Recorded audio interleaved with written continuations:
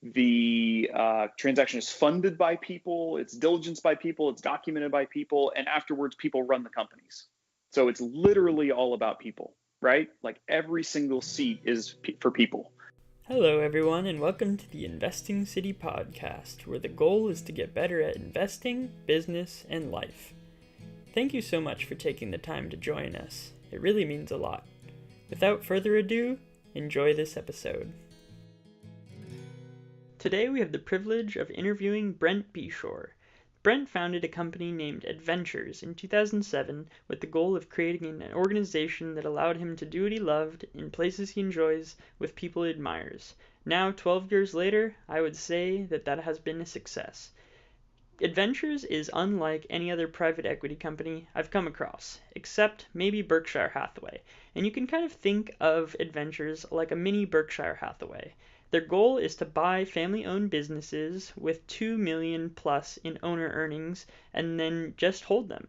Brent is a wealth of information, having seen more than 10,000 deals. He has a wealth of knowledge, ranging from the pool construction business all the way to modern tech to even social media marketing. He knows a ton, and it really shows. But he's also extremely humble. He's also a writer. He completed his first book just recently, and it's sold out of Amazon 4 times. Check it out. It's called The Messy Marketplace. Further than that, and more importantly, Brent is an amazing human being. He's kind, and you'll see that shine through. It is my privilege to present you Brent Beshore. Okay, today on the Investing City podcast, we are overjoyed, just so excited to have Brent Beshore, owner of Adventures, here on the podcast. So thank you so much, Brent. Hey, thanks, Ryan, for having me on. Way to set expectations low. Okay, so yeah, I don't want to set expectations low because that is very undeserved. Brent, you are, I don't know how I originally found you, honestly. I just found you through some blog, maybe, but I've been reading your stuff for years, and yeah, just super excited for this interview. So I've noticed you've actually been doing a lot of podcasts lately, and you've probably got a lot of questions. But I was wondering, what is one of your most memorable questions that you've gotten so far? It has to be on a podcast. I think Patrick's question about what's the kindest thing someone's ever done for you is a pretty darn good one. I think it gets at things that we maybe don't often think about, and reflect on those things. So I think that's a pretty interesting one. Totally. And what was your answer for that? Well, my answer was there's a gentleman, his name was Craig, who used to work with me, and he really picked me up when things were dark. I mean, I think it's easy to look at anyone's life, and in general, things have gone better to say, oh, it was a straight line between when they started and the success they've had, and I certainly know for my life that's just not the case. There's been lots of ups and downs. And lots of periods where things didn't have to work out the way they did. Lots of times when I think things looked pretty dire. And during one of those periods early on, Craig was really an anchor and a rock for me, and just was incredibly kind and generous and helpful, and really just everything I could possibly ask for. Wow. Are you still in touch with Craig today? Oh, absolutely. Yeah, I texted with him a couple days ago. He and I are good friends. We live about 45 minutes away from each other now, and he's a really great guy. That's awesome. So I want to backtrack just a little bit, and so just doing some little research, you were doing your JD MBA at Missouri, and you got the opportunity to help a friend out with a company. Can you take us a little bit through that process and kind of how it led to today? Well, if I'm being honest, it wasn't so much of a process as a series of stumblings that eventually led into something more. I was getting my law degree, my MBA. I realized that I didn't want to be a lawyer, and someone kindly said to me, "Hey, if you don't want to be a lawyer, probably not best to get your law degree." Things you don't think about. And it was an opportunity to get into business. I mean, I felt like I was kind of sitting on the sidelines watching other people in business, but until you experience something, it's impossible to know what it's like. And so I wanted to get involved and do something. This opportunity popped up, and I took it.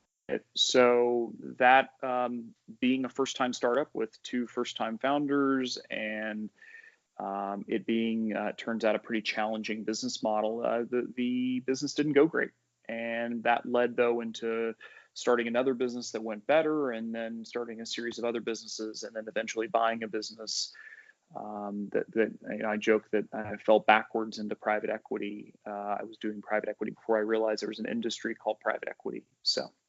Wow. So I believe that first business was an event marketing company, and that is a tough business model just because I feel like people kind of look at that as something that is not super difficult, but it actually is very, very difficult. But just tell us about the business after that. So you kind of glossed over, started the first business, and then there's a second, and then a series. Just walk us through kind of like those additional businesses.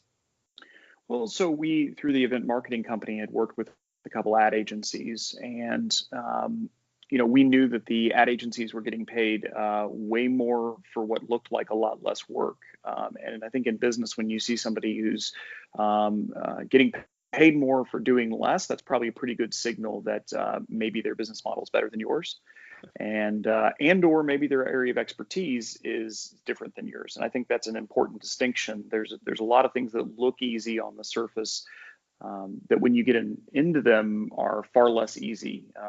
There's no easy way to make money in this world. And so ended up selling off the event marketing firm to one of the employees, and then started an ad agency.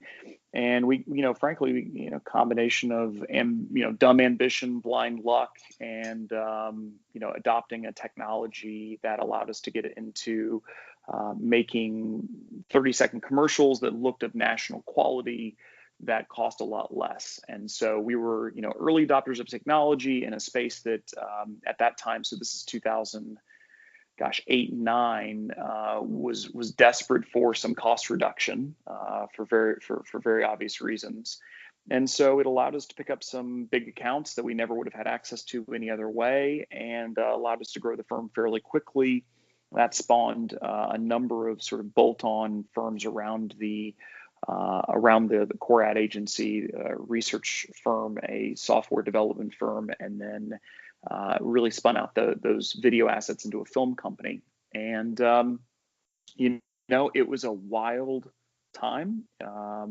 It was a challenging time in many ways. Learned a lot about the difference between accrual-based income and cash flow. And there were just lots of challenges, and I attribute most of those challenges to my lack of experience and poor leadership. And I think that's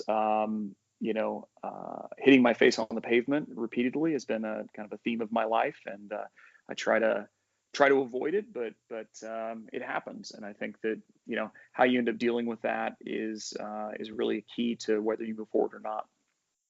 Wow. That's a great story. So you mentioned a lot of different kind of industries, software development, research, ad agencies.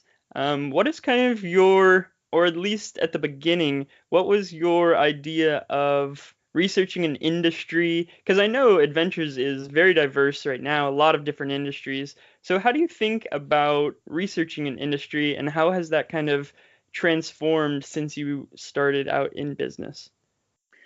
That's a great question. I would say early on, the core idea was if you own the relationship with the customer, and the customer in this case was larger companies that needed a variety of marketing or marketing related services.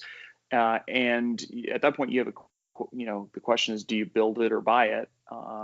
And we saw an opportunity to build resources kind of within the umbrella family of companies that would serve the needs better. And when I say better, kind of combination of quality and price, better than we could get anywhere else. And so I think we were incorrect in some of our assumptions and correct in other ones. And so I think that we were able to capture a larger and larger pie of the marketing spend with some key customers, and it was a fun time. I mean, it was just, it was a time of sort of imagination and trying to think about what we could do next and how we could serve our customers better, and ultimately we were trying to make them more money.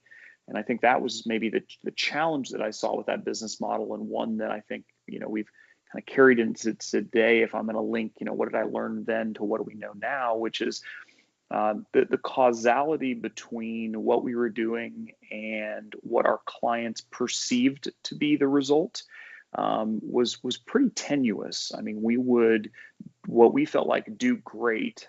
We would, really innovative strategy campaign we put together.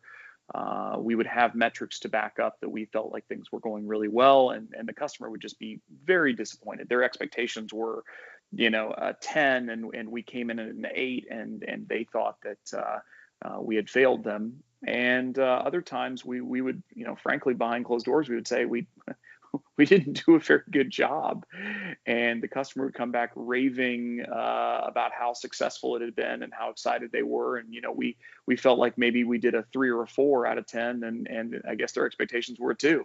And so, we learned a lot about the causality between, actions and results, and making sure that you get into industries where it's indisputable what that causality is. Because if you don't have that causality, it ends up turning into really just a sales game and a beauty contest. And I think that it's unfortunately, at least historically, what a lot of the ad agency business has been. And so I would say it definitely influences how we think about things today. When we look at business models, we always want to think about how necessary they are and how perceived as necessary they are, which are not always the same things. I mean, I think small business in particular is notorious for underspending in marketing, because if you talk to most small business owners, they think that marketing's BS. They think it doesn't work. And I think there's a number of reasons for that. Mostly that the selection bias for who those small businesses work with is pretty challenging. If you're really, really great at marketing, you're likely not going to work with small businesses. You're going to move up market, work with larger companies. And unfortunately, owners, temporarily look at the money they're investing in marketing as being just a cost center and not a profit center. And so, we always want to, when we look at an industry, analyze kind of from all sides how necessary, how perceived necessary is it, and then the durability of that industry, kind of subjectivity to technology disruption, or really disruption of other trends. Maybe there's some other secular trends that are moving in that industry that would dramatically change it. So we're always trying to understand that. Of course, you never do it perfectly, and we certainly misjudge things quite a bit. But yeah, that's how we try to go about it. Wow, that's really fascinating. That idea of the perceived kind of necessity of the industry. Can you give maybe just an example or two of maybe an industry that is just doesn't have that direct causality, and then one that maybe isn't perceived as necessary? I'm just kind of like an example to build that out. Well, I mean, I think the best example is the one I just gave, the one that we have most experience in, which is just when you're putting together marketing campaigns and you're not tying it directly to lead generation, which is only a small portion of what the marketing industry is, right? Even to this day, I mean, there's a lot of things that it's very difficult to measure, or it's very expensive to measure. And I think that's where, you really get into some of these challenges where you can create something that looks beautiful, but just isn't that valuable. And you can use a lot of kind of tricks of the trade to obfuscate to customers that know far less about what's really going on. And it creates a lot of I don't know, challenging dynamics in the business. I think that the marketing business is constantly racked by scandal, and for very good reason. There's a lot of incentives to mislead people, both on the customer of the agency side as well as the recipient of the ad, and there's lots of little tricks and tips that you can do to pump up certain numbers that make it look like you're doing a better job than you really are, when you're really creating almost no value, and it. And I think that's where there's a lot of unfortunately a lot of charlatans and people with some challenging ethics that reside in the marketing space. And for that reason, I mean, it's kind of like Greshams Law. I think it's a really challenging place to operate in. And then you kind of take another headwind to the marketing industry, which is it's a really sexy industry. People have a draw to it. They want to create stuff that people will see. They want to have budgets put behind things. Ego comes into play. Pride comes into play. It's a confluence of a lot of different things coming together that makes for just an overall more challenging business. It doesn't mean you can't operate a great business in the space. It doesn't mean you can't do well in the space. Obviously, that's not the case. It's just you always got to look at who's your competition, what are the headwinds and tailwinds, and sort of what's the norm in the industry. And I would say the norm in the marketing space is that the owners of those firms have a pretty challenging life, and they don't make as much money as I think they would think they should. So Interesting. yeah, I mean, I would say on the flip side of that, when you look at things that are probably not as difficult as they appear and are enduring, I mean, if you look at like disaster recovery, so like water damage to homes and offices, if you're going to take a kind of a subsegment of that, I mean, the businesses that we've looked at in that space do really, really well. If you think about the customer, whenever you have your basement flood, how price sensitive are you, right? You're probably not. And the machines that they bring in are specialized, and the expertise they're bringing in is very specialized. Like if you're not in the business of dealing with water damage and flooding, you probably just don't know how it's done or how to do it. Now, in reality, it's not a tremendously difficult thing to remediate water damage, and it can be done with fairly low cost equipment and without a tremendous amount of training. Depending on the type, obviously there's always a spectrum, but that would be an example of, look, you're doing something that is rarely needed, but when it is needed, it is very needed. The customer is not price sensitive. They're not going to shop around. They need it to be done now. And it's perceivably dirty and very difficult to do. And so you have tremendous pricing power. And I think that you can always take advantage of that. I don't think that works out great long term, but I mean, any of those blue collar industries, I think, would be a good example of kind of the opposite of the marketing space. That is awesome. And on Adventure's website, you have, at least on when you're describing the firm, it says boring is beautiful. So that's definitely a testament to that. Are there any other business models that you've seen, that you've worked with, that you particularly enjoy, that you think are kind of underlooked just because it might not be as sexy as, say, technology? Yeah, I mean, there's hundreds of them. I mean, when we review businesses, I mean, gosh, we're reviewing so many businesses on an annual basis. I mean, I would say, the in general, the thing, if you're looking at how to pick a business model or what industry to get into, I would say there's kind of a grid that you should think about. And on one axis is how attractive, independent of any other factors is an industry. And so, the thing I always like to joke about is, you never pass a roof that's being built. So you got guys under the hot sun up there hammering nails into a roof, right? Putting shingles on a house or on a business, and say, gosh, I'm in my air conditioned car right now, or I'm on a walk. And what I want to do is I want to quit my job and I want to go become a roofer or own a roofing company, right? Mm-hmm. And then, the other side of it, and I think they're related, but not exactly, is the type of talent that's attracted into the industry. So if you look at what is life like for the person who works in a firm and what's life like for the owner, and you kind of triangulate those things, and oftentimes the dirtier, more uncomfortable the perception of the business is, the more blue collar it is, the more, to be frank, Main Street it is, if you want to call it that, probably the more likely you're going to do well on average. And again, it's all about probabilistic thinking. You always want to go into any situation and say, I'm going to assume I'm going to be average. Hopefully I'm above average. Chances are I could be below average. But on average, how well do owners of a certain business do? And I think that if you look at the probabilities, the most high probability of, making a really good living is the plumbing industry. So if you're going to pick any job in this country, in the United States, and say, okay, I want to do really well for my family, and I don't care what I do. I just want to, do it and do it well. I think you'd be hard pressed to pick a better industry than becoming a plumber and potentially, starting your own plumbing company. They on average make really, really good money, and they're enduringly needed.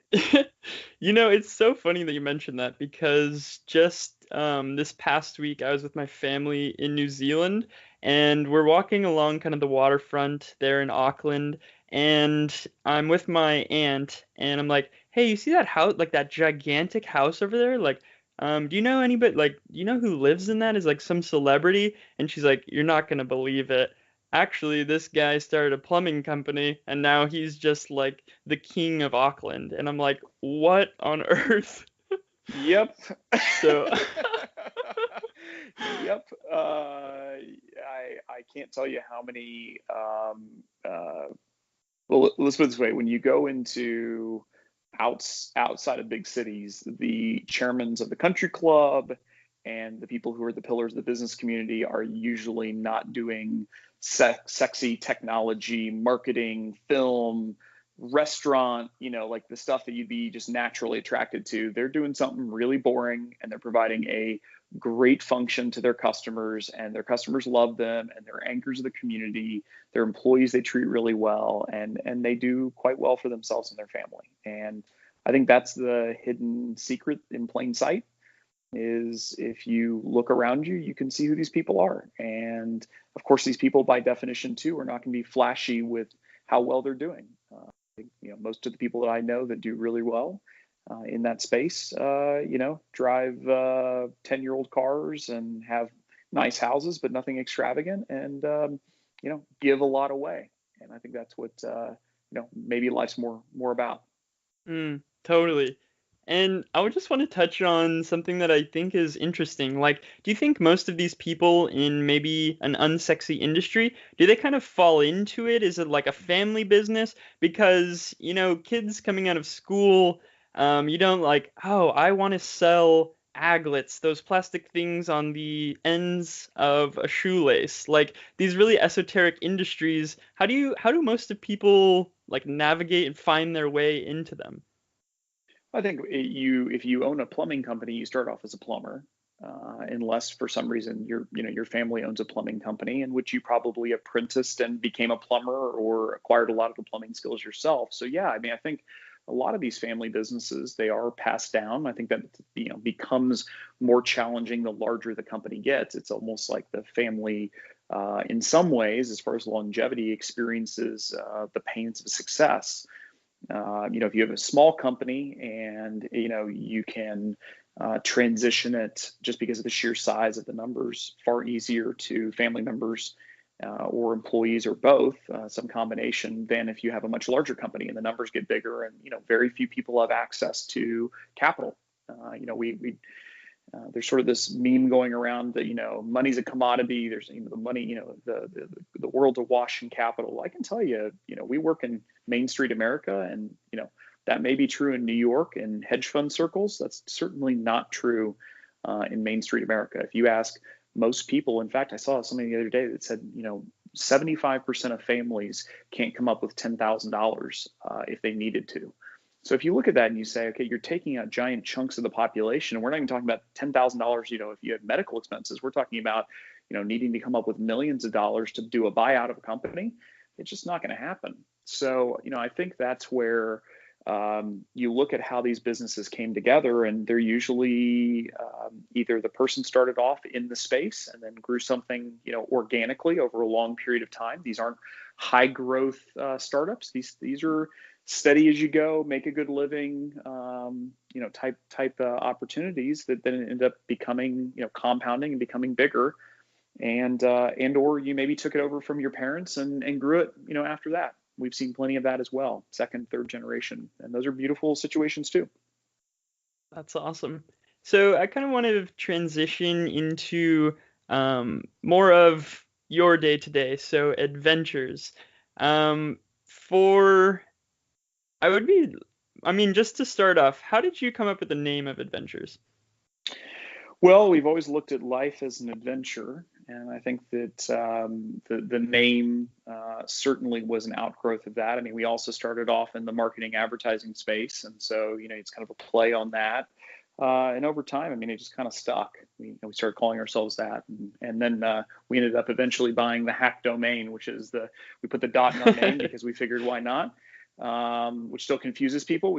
Our average customer is over 60 years old, and they say, okay, so .es.com. We're like, no .com. And they're like, well, how does that work? I thought everything was .com. No, it's not .com, just .es. Put it in your browser. And they're like, well, I don't know how to do that. I'm like, just literally type it into your browser. It's like that type of conversation. Yeah, so it's been look, the name has served us well, and it's certainly different, and I think it's more memorable than naming ourselves after some combination of a river and a street, or maybe both. So that is awesome. .es.com. I love that. You mentioned how content is so important for you guys. I was just wondering if you have a blog post about how it's not .com.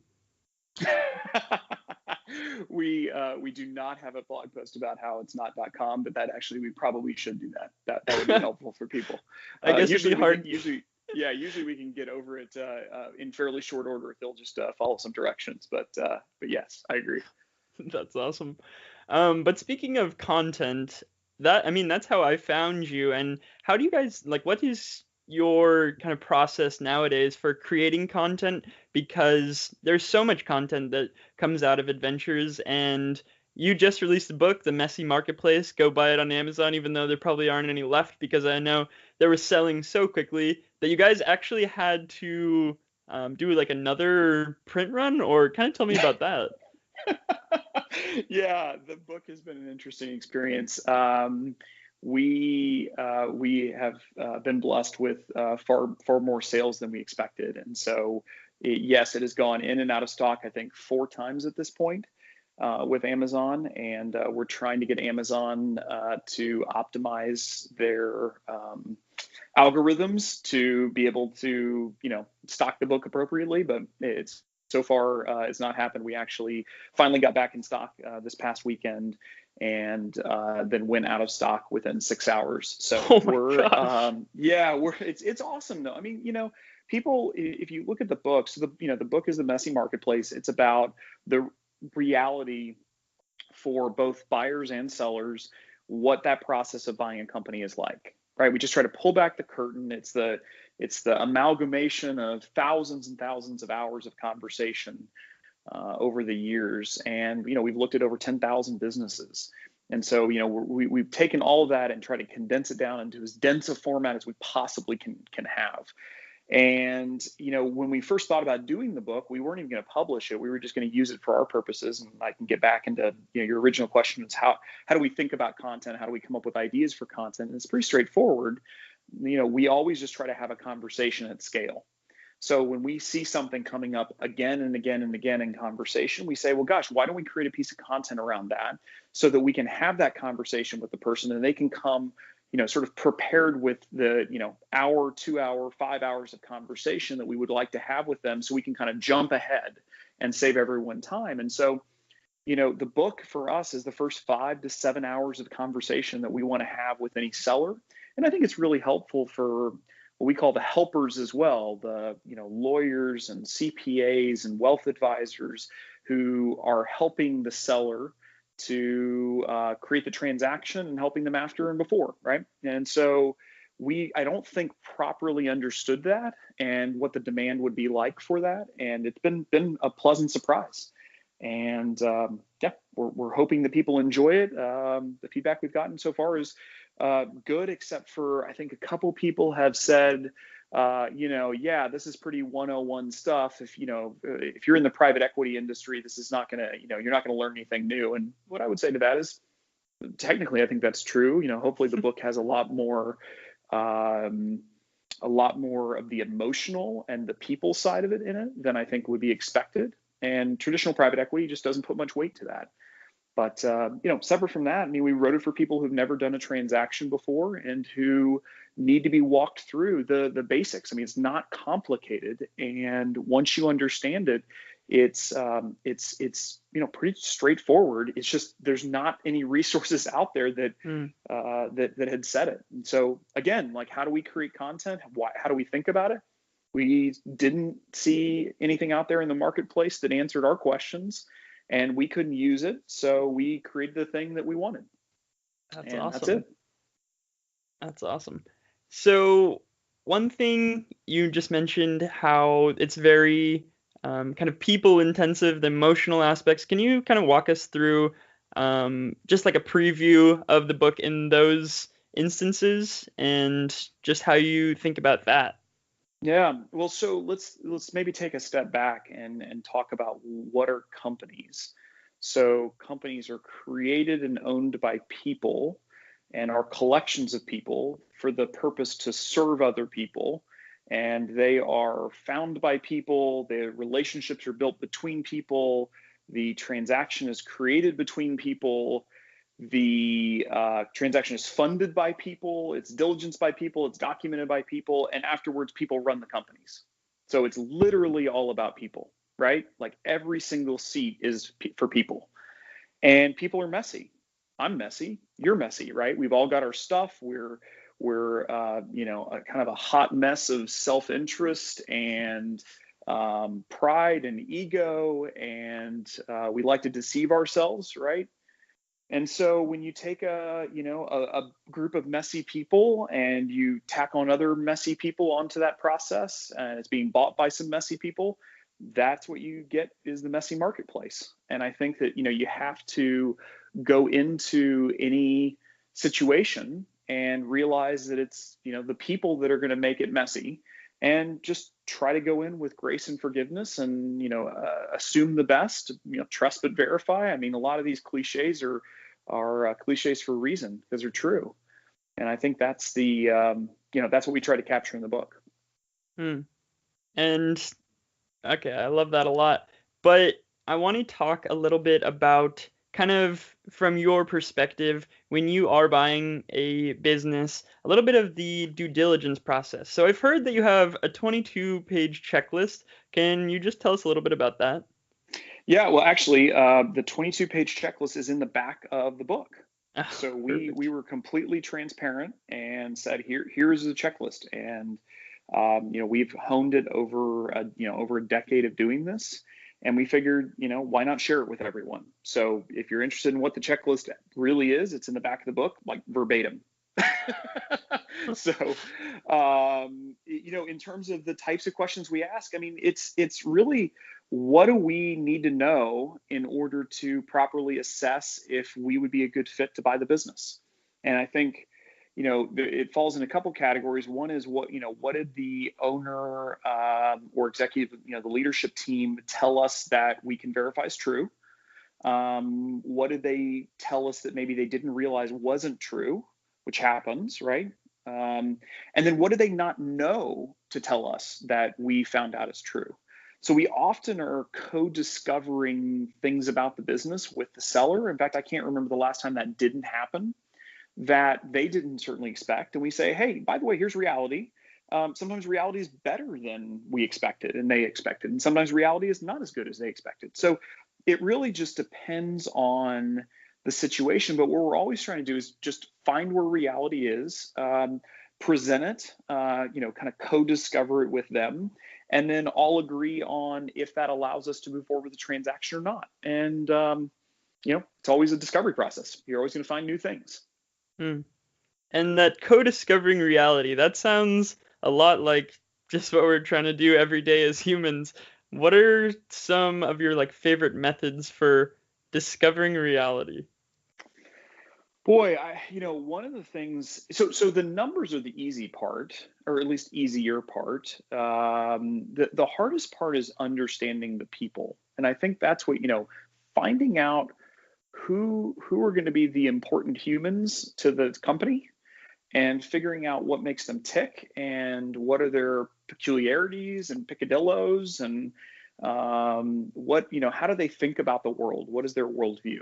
And so a lot of the, hard part about due diligence is just getting to know the people and asking questions like, if you could wave the magic wand and create the perfect scenario for the business, for you personally, for who you found as a buyer, what does that look like?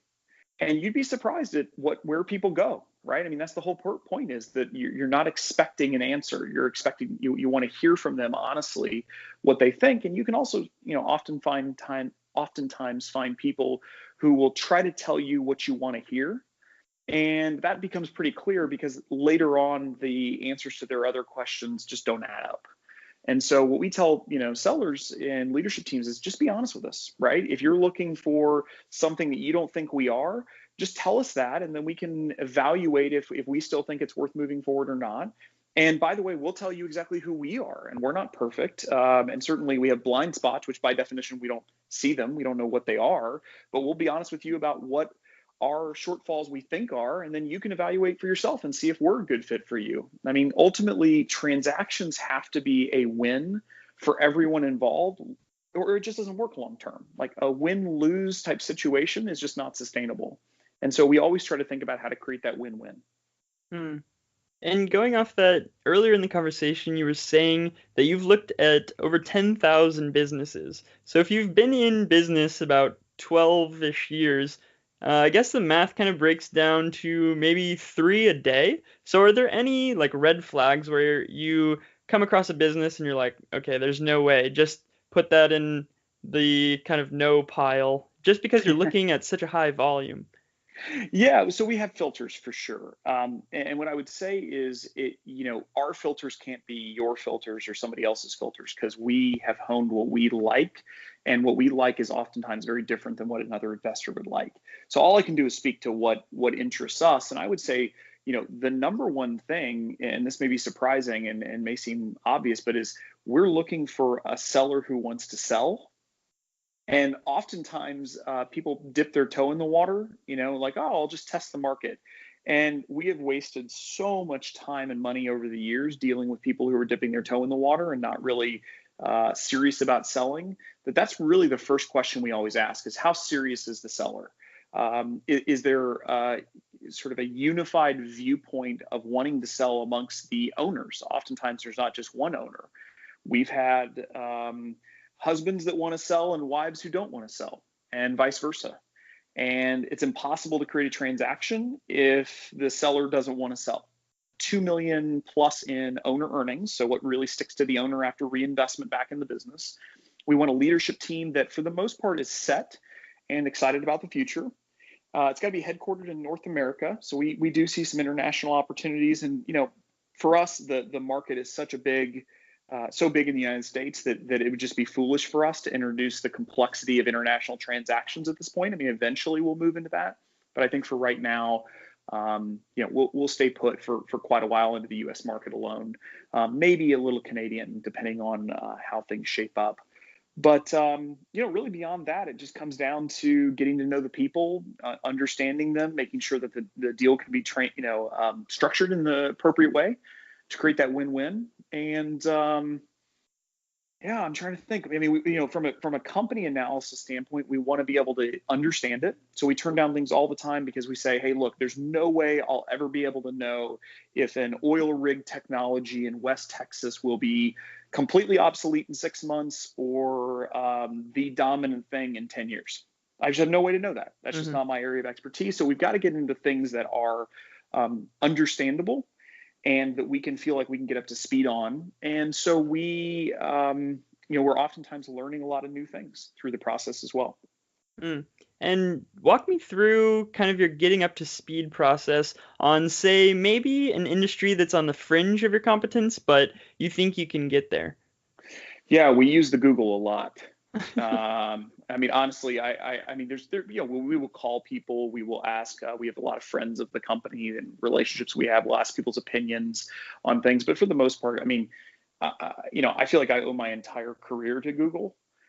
Just literally hammering away at understanding the terminology of the industry, understanding the dynamics. And we also try to sit for a while with it and think to ourselves, okay, let's say we're running this thing. What would worry us? What would cause demand to skyrocket or to dip? how easy is it to find talent in this industry? How attractive to new talent is it? Do we feel like that there's some taxation or government regulation that would hit it? I mean, I think, again, a lot of these things are in that checklist that's in the back of the book. It's just a matter of trying to, think through holistically the business and try to understand the dynamics of it. Mm. And so this checklist, I need to get the book and definitely check that out. But I was just listening to a podcast the other week with Shane Parrish and Adam Robinson. And Adam Robinson, he's talking about there are usually two or three big variables that drive a lot of the outcomes when you're looking at something, and it's so easy to get bogged down into the nitty-gritty details. And I'm sure that checklist is very important to just kind of check off things that you necessarily wouldn't think about. But do you think there are also maybe two or three really important things that kind of drive a lot of the outcomes? Absolutely. We call those the controlling factors. So every single deal, it's funny that you say that. I've not had a chance to listen to that podcast yet. Shane and I are friends, and I think he just does a marvelous job with his podcast. Anyway, just fantastic. We think very similarly about that. So we always come into every transaction and say, what are the controlling factors? What do we have to get right? And if we get these things right, a lot else can go wrong. But if we get these things wrong, the odds of us having a successful outcome are close to zero. And we have those for every transaction. Sometimes there's two, maybe three, I think, maybe four, kind of in that range. And often, sometimes there's just one. I mean, we looked at a deal recently that had tremendous customer concentration. And if this one customer stays in place, basically we win. And if this customer doesn't stay in place, no matter what else, we basically lose. Right. Now, you can break down those controlling factors into other sort of sub-controlling factors. So for this particular company, how that customer would choose to leave and why they would choose to leave, I think would be predictable. And trying to get comfortable with that is, I think, really important. But to your point, we often joke that if the math doesn't get better when you transition from a napkin to a spreadsheet. And I think that's kind of the point that we're trying to make when we say that, is just that, you can fine tune a model to death, but really what matters is if the company succeeds, it's going to succeed. And if the company doesn't on the back of a napkin, it's probably not going to, no matter what you put in your spreadsheet. That's awesome. What's interesting is probably a lot of listeners are more interested or have readily available access to the public markets. So how do you think about like applying that principle of maybe like a no-brainer? Because Warren Buffett talks about that all the time. And how do you think people can get to that point where they can look at a company and be like, oh, the numbers just make sense? So this may not be a very satisfying answer. I think the public markets are so picked over that it's almost impossible. Like, full stop. There's a reason why I own no public equities. I own only cash and small private investments, is because I think, I know the competition in the public markets, and the people that are competing to discover the right price are far more intelligent than I am, far harder working than I am, far better read than I am, and I frankly just don't want to compete with them. And so unless you want to make it your career of trying to beat the best people in the world, I think that you can use the public markets as basically a growing inflation risk adjusted piggy bank. But beyond that, I think you're going to be sorely disappointed. Yeah, it does take a lot of research, definitely. But what would your advice be to people who maybe want to try something a little more unsexy, but like how would you kind of break into maybe sort of the work that you are doing on a day-to-day basis? So the pathway to building adventures is pretty straightforward. There's no secret to it. It's buy one company and do well with it, and then try to scale yourself out of that one company and buy two or three companies, and then scale yourself out of those two or three companies and buy more. That's it. So how do you start? You start by trying to buy a business, or by buying a business and by doing well with it. And I think there are a lot of challenges to that. There's a piece on our website called "How to Buy Your First Business," which I highly recommend your listeners check out. It's a way to scale this exact conversation in a lot of detail, and it walks through, here are the things you're going to have to do to find that business. Here's how you're going to have to try to negotiate it. It's a very complicated process, and there's a lot of people who are very smart and well resourced who fail at it. And so, I think there's no easy path to making money, period. And I think that's where, you got to have grit, and, you've got to get lucky too. It's just, that's part of it. And so, I would recommend read that piece. It would be it's probably a separate podcast to walk through all the details of how do you get started into that. Right. Okay, I'll definitely link to that. I need to check that out too. So one question that I think is interesting is when I bring up adventures, or I'm just trying to explain it to people, and I'm like, it's kind of like this permanent equity thing where basically buy a business and hold it forever. And the first question is inevitably, well, like, how do they make money? So what are you like? Is it a kind of a cash flow agreement, or what are like kind of the details there? Yeah, we're actually being transparent about that. In the 2017 letter, we talk about how we make money. So we make money if our investors make more money. We charge no fees of any kind and don't get reimbursed for any expenses, but we share in a percentage of the free cash flow after the investors eat first. And so it's fairly straightforward. If the companies do better, we do better. And if the companies do worse enough, we work for free. I love that. Just transparent, straight up, incentives are all aligned. That's awesome. 100% aligned. There's zero way for us to make money if our investors don't make a considerable amount more. That's great. So I want to kind of dial in on maybe some of your personal habits, just because I'm really interested by people that I admire and look up to, and just kind of the day-to-day things that you do. Are there any things that you do every day?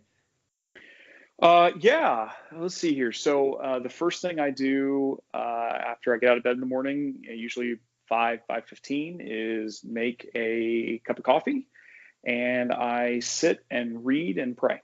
That's how I start my mornings. Sometimes that's 15 minutes, sometimes that's an hour and a half. It just really depends on when my girls get out of bed and kind of what else is going on in the world right then. And usually respond answering some emails. And then when my girls get out of bed, I help make them breakfast, hang out with them a little while. So I've got a 4-year-old, a 2-year-old, and then another one on the way here shortly. And so life's a little chaotic at home in a good way. It's awesome. Get into the office around 9, and usually when I'm in the office, it's a lot of calls, meetings, just trying to keep things advancing down the field. And then try to get back home by 4:30 when they get up from nap time, and spend some more time with my girls. And then obviously later in the evening, depending on what's going on, answer emails and kind of catch back up. So, that's my kind of standard day when I'm in Columbia. And I go through periods of time where I'll be on the road, probably 30 to 50% of a month. And then I'll go through periods of time where I don't travel hardly at all. And so if I'm on the road, obviously all bets are off, and I'd still try to keep that quiet time in the morning. I think that's, probably the most important piece of my day to, center me on things that are important, and, kind of redirect my focus. But, other than that, it's kind of helter skelter on the road. So. Is the one on the way a girl as well? She is. Me and all the ladies. You and the ladies, Brent and the ladies. I never pictured it, but it is absolutely spectacular. Fatherhood and being a father to girls is it's the best thing I've ever done by far. So that's awesome. So I do want to talk about faith a little bit, because you're very outspoken about your faith, and I think that's awesome. So what is kind of your faith journey? Well, it's a great question. In terms of being outspoken about my faith, I try to be winsome about it. I try not to beat people over the head with it. There's a lot of views on reality and what's ultimate reality. And I have great friends that are Hindu, Muslim, Buddhist, atheist, agnostic. Really the rainbow. And one of my favorite things to do is to sort of talk about ultimate meaning and talk about the things we take for granted living, especially in developed world, and how that that affects our worldview. So my faith journey, I grew up in a church in Joplin, Missouri. I think I told my mom when I was 9 years old, probably maybe 8, that I didn't believe in God. My brother starts crying in the back seat of the car. My mom was really gracious about that, and they really let me, kind of explore independently. I would say I was agnostic, kind of borderline atheist until my mid 20s, and met my wife, who was a strong believer. Well, she was a girlfriend to start, and then fiance, and then now who's my wife, and she was a strong believer, and we just butted heads like crazy. I mean, I'd always been interested in ultimate questions, but I never really felt tethered, and I think there's a temptation to condescend anybody who believes there's something more than the physical material world if you hold that worldview. And I certainly did that. And, guilty as charged. And, over time, talking with her and seeing how the faith played out in her life, and that it wasn't a sham, and that she really did hold these truths, and that they played out in her lives and in her life and in the lives of those around her, I think was a huge inspiration. And so I, started sporadically attending church. Kind of, she dragged me there kicking and screaming, and I felt this.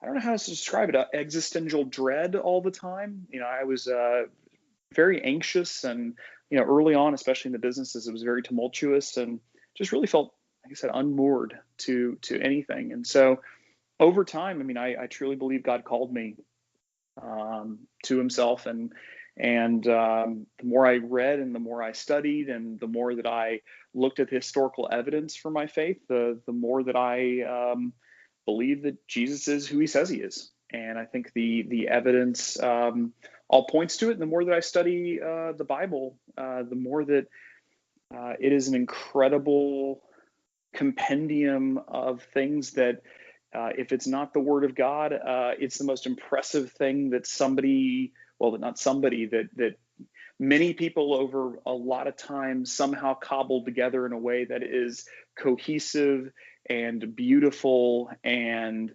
I believe describes reality.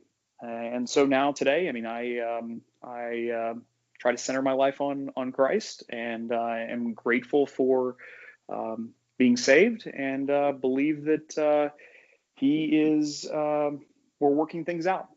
He's working things out through us, and so that's a big piece of my life now. That's awesome. I love that. And you were talking a lot about meaning, significance. So just talk a little bit about how you think about legacy as either what you want that to look like, or just your thoughts on that. Well, I think in 100 years, no one's going to know my name. And if you read Ecclesiastes, to take it back to sort of biblical literature and wisdom, we are a vapor. If you look at us and who we are, we're so focused on us, right? We think of ourselves as being the center actor in the play. Everyone else is bit players, and the stage is the world, and we are going to do all this heroic conquering, and we're so important. And what is that Charles de Gaulle quote? Graveyards are filled with indispensable men. And I try not to forget that every day. It's a gift, and because no one's going to know my name in 100 years, it frees you up to just treat people well, to not get too self-obsessed, take yourself too seriously. At least it's worked for me. I mean, I have a big pride problems, and are often way too self-focused. And I think that that's where over and over again, God calls me to take a proper view of myself, see myself in light of my frailty and in light of my need, and be grateful for all the gifts I'm being given. And I firmly believe we are blessed to be a blessing to others. And I truly look at it as, how can I serve people through the businesses?